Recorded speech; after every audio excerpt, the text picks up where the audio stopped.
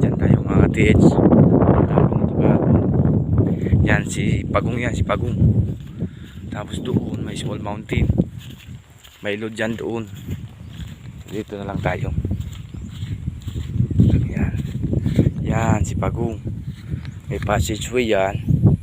Didiretso yan doon. Si small mountain na yun. Yun. Yan ko lang makita yun.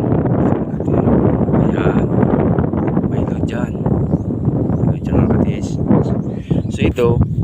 So is turtle siya. Yan ang ulo. Yan ang katawan. So pupas tayo para malaman natin. Yan. Yan. Kasot na mga.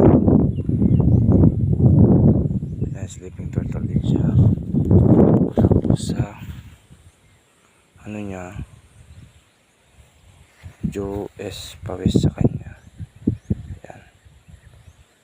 Parang turtle din siya na putol ang ulo.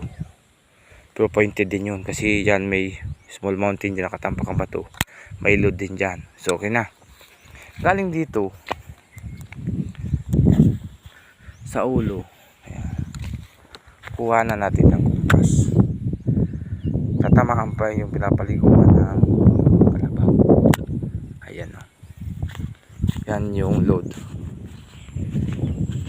Diyan ang load.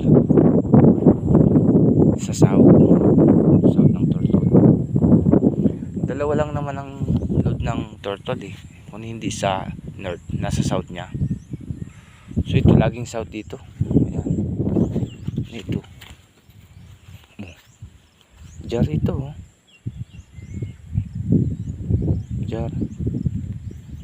Malamang dito yan, dyan yung galing. Pag-ahon ng kalabaw, ilagay dito. Yan.